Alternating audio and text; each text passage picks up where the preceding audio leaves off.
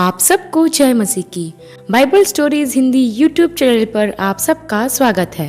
आज मैं आपको 12 वर्ष से लहू बहने वाली स्त्री के बारे में बताने वाली हूँ, जिसका वर्णन आपको लूका के 8 अध्याय और उसके 43 से 48 वचन तक देखने को मिल जाएगा।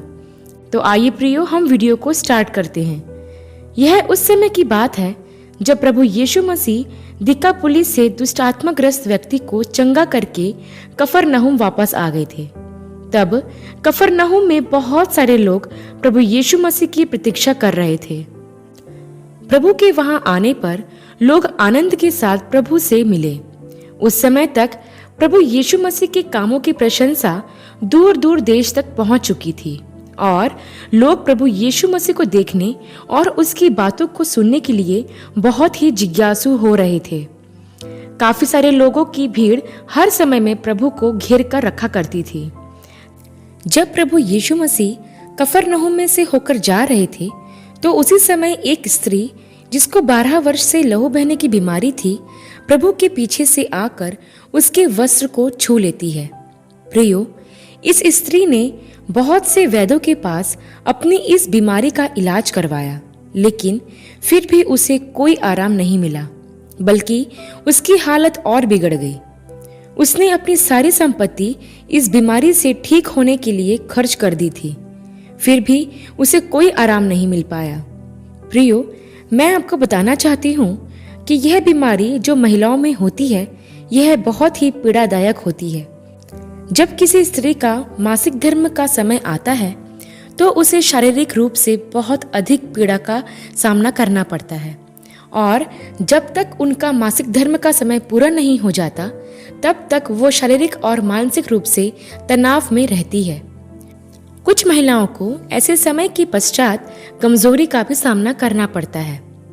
तो प्रियो, आप कल्पना करके देख सकते हैं कि जब साधारण महिलाएं महीने में एक बार आने वाले मासिक धर्म के कारण इतने दर्द और तनाव से होकर गुजरती हैं, तो वो स्त्री जिसे 12 साल से लहू बहने की बीमारी थी, उसने हर दिन उस दर्द, तनाव और कमजोरी का सामना कैसे किया होगा। वो दर्द ना तो उसे आराम से खाने पीने देता होगा और ना ही उसे आराम से सोने देता होगा।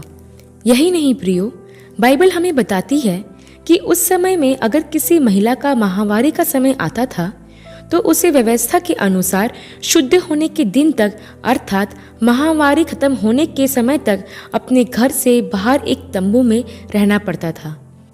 व्यवस्था के अनुसार अगर कोई स्त्री माहवारी के समय किसी स्थान पर बैठ जाती या किसी वस्तु को छू लेती थी तो वह भी अशुद्ध हो जाती थी और उसे व्यवस्था के अनुसार शुद्ध करना होता था।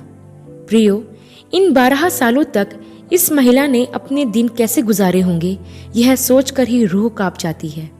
हम महिलाएं माह में एक बार आने वाली माहवारी के कारण इतनी चिड़चिड़ हो जाती है, तो यह महिला 12 साल से न सिर्फ शारीरिक कष्ट उठा रही थी, बल्कि उसे सामाजिक यातनाओं का भी सामना करना पड़ रहा था।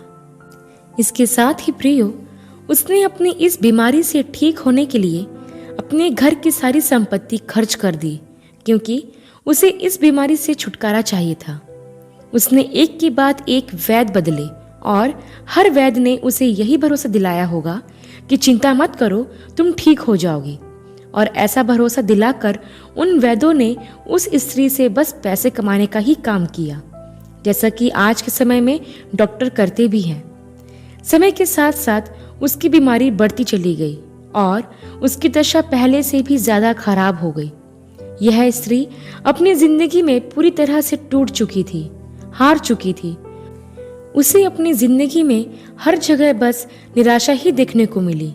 पीड़ा और आंसू उसके जिंदगी का हिस्सा बन गए थे। उसे लगने लगा होगा कि शायद मैं इस बीमारी में ही मरूंगी।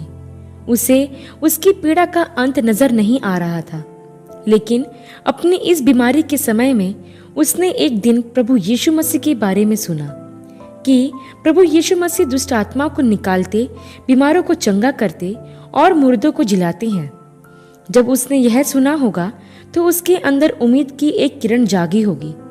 उसे लगने लगा होगा बस अब एक ही रास्ता है और वो है प्रभु यीशु मसीह। और मुझे उस तक किसी भी तरह से पहुंचना ही होगा। प्रियो, इससे पहले कि हम आगे बढ़े, मैं आपको बताना चाहती हूँ कि आज इस दुनिया में ऐसे बहुत से लोग हैं जिनकी जिंदगी इस स्त्री के जैसे ही है। उन्होंने अपनी जिंदगी में काफी दुख उठाए। बहुत से लोग हैं जो अपने जीवन में लंबी लंबी बीमारियों से संघर्ष कर रहे हैं, काफी पैसा खर्च कर चुके हैं, लेकिन फिर भी उन्हें सिर्फ निराशा ही मिली है। कई लोग दर दर की ठोकरें खा चुके हैं। कई लोगों ने तो अपने जीने या बचने की भी उम्मीद छोड़ दी है। लेकिन मैं आपको बताना चाहती हूँ कि जिस तरह से इस स्त्री को प्रभु यीशु मसीह के रूप में उम्मीद की एक किरण नजर आई, वैसे ही जब आप भी अपनी जिंदगी में टूट चुके हों, हार चुके हों और आपके लिए सारे रास्ते बंद हो चुके हों, तब प्रभु यीशु मसीह ही वो द्वार है जो आपके लिए हमेशा खुला रहता है। क्योंकि जहाँ मनुष्य की सारी ताकत समाप्त हो जाती है और मनुष्य के हाथ में कुछ नहीं रहता, तब प्रभु यीशु मसीह अपनी सामर्थ्य को प्रकट करता है। क्योंकि जो मनुष्य से नहीं हो सकता, वो सिर्फ परमेश्वर से ही हो सकता है।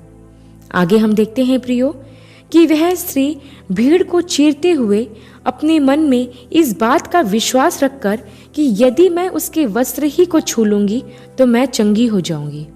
और उसके साथ ऐसा होता भी है कि जब वह प्रभु के वस्त्र को छूती है तो तुरंत उसका लहू बहना रुक जाता है और वह अपनी उस 12 साल पुरानी बीमारी से छुटकारा पाती है।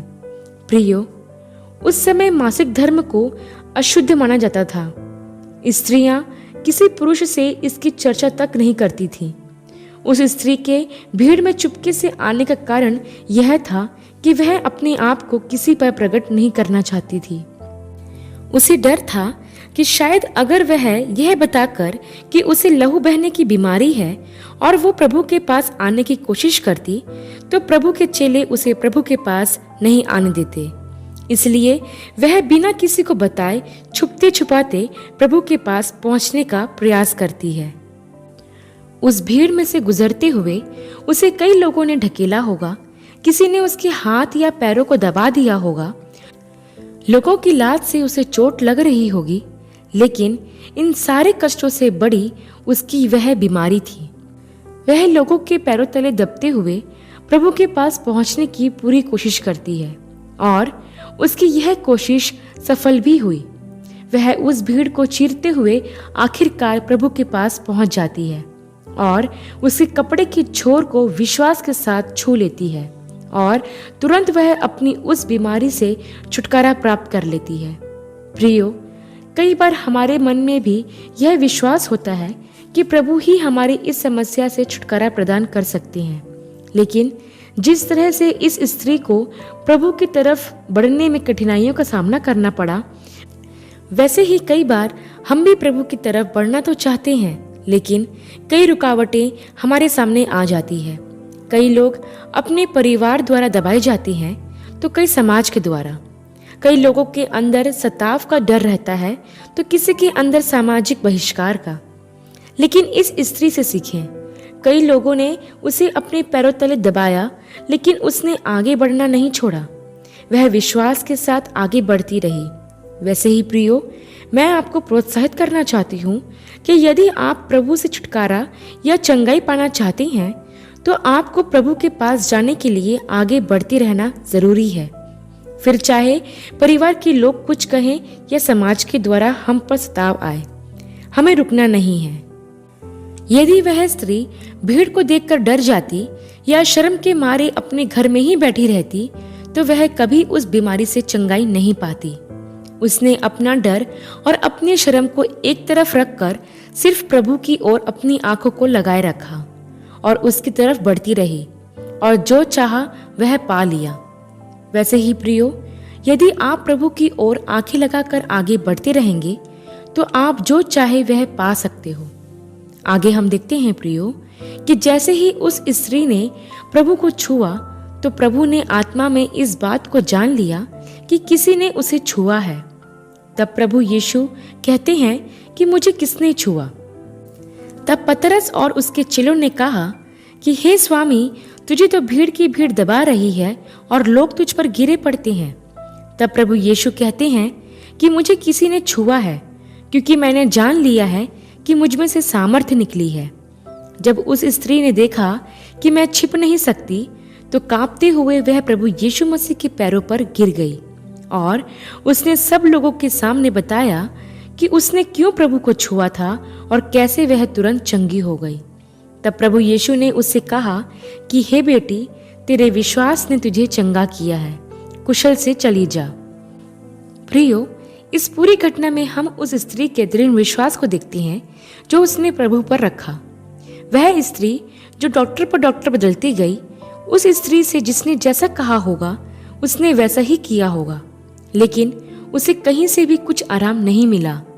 लेकिन जैसे ही उसने प्रभु के बारे में सुना तो उसकी जिंदगी का रास्ता ही बदल गया। उस लहू बहने वाली स्त्री ने पूरी लगन से प्रभु के पास जाने का प्रयास किया, क्योंकि उसके अंदर उस बीमारी से चंगाई पाने की चाहत थी। वह हमेशा इस बारे में ही सोचा करती होगी कि मैं कैसे ठीक हो सकती हूँ, और बस उसे कोई ना कोई रास्ता चाहिए था जो उसे प्रभु यीशु मसीह के रूप में मिला।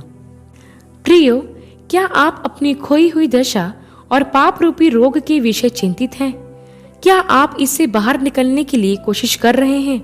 यदि हाँ, तो प्रभु यीशु मसीह ही वो जरिया है जिससे आप अपने पाप रूपी रोग से पूरी तरह चंगाई पा सकते हैं। प्रियो, वह स्त्री तभी ठीक हुई जब वह प्रभु के पास आई। यदि आप भी विश्वास के साथ प्रभु के पास आते हैं तो वह आपको बचा लेगा। वह अपने पवित्र लहू से आपके पापों को धो देगा।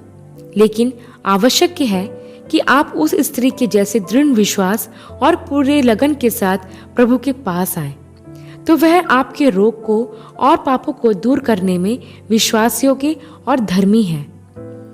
अंत में मैं एक और बात आपको बताना चाहती हूँ जो बहुत जरूरी है, कि जब प्रभु ने यह कहा कि मुझे किसी ने छुआ है, तो वह स्त्री सामने आकर इस बात की गवाही देती है कि कैसे उसकी 12 साल पुरानी बीमारी प्रभु के आंचल को छूने से ठीक हो जाती है। यहाँ वह स्त्री लोगों के सामने अपनी गवाही को रखती है। प्रियो, गवाही देना बहुत जरूरी है। लोगों को यह बताना कि प्रभु ने कैसे हमारे जीवन में काम किया है बहुत ही आवश्यक है। कई लोग चंगाई तो पा लेते हैं, लेकिन वह खुलकर लोगों को नहीं बताते कि वह कैसे ठीक हुए। आज भी कई लोग ऐसे हैं जिनके जीवन में अद्भुत काम हुए हैं, लेकिन लोगों के डर से वह सामने आकर प्रभु की महिमा नहीं कर पाते हैं। ऐसे लोगों को इस स्त्री से सीखना चाहिए कि उसने कैसे लोगों के सम्मुख अपनी गवाही को प्रकट किया, जो कि एक महिला के लिए उस समय बहुत ही शर्म की बात होती थी। ध्यान रखें प्रियो, हमारी गवाही बहुत से लोगों के जीवन को बदलने का काम करती है। यदि हम अपने जीवन में हुए कामों की गवाही नहीं देते हैं, तो हम प्रभु के खिलाफ विश्वासघात करते हैं और उसे धोखा देते हैं। इसलिए प्रियो, आपके जीवन में प्रभु के द्वारा अगर छोटा सा भी काम हुआ हो तो उसकी गवाही देने से ना रुके। इस घटना को एक संक्षिप्त लाइन में अगर मैं कहूँ तो वह यह होगा कि अंत ही आपकी असली शुरुआत है। आशा करती हूँ प्रियो, 12 वर्ष से लहू बहने वाली स्त्री की यह घटना आपके लिए आशीष का कारण हुई होगी। अगली वीडियो में एक नए विषय के साथ आप सबसे फिर मुलाकात होगी। तब तक के लिए आप सबको जय मसीह की।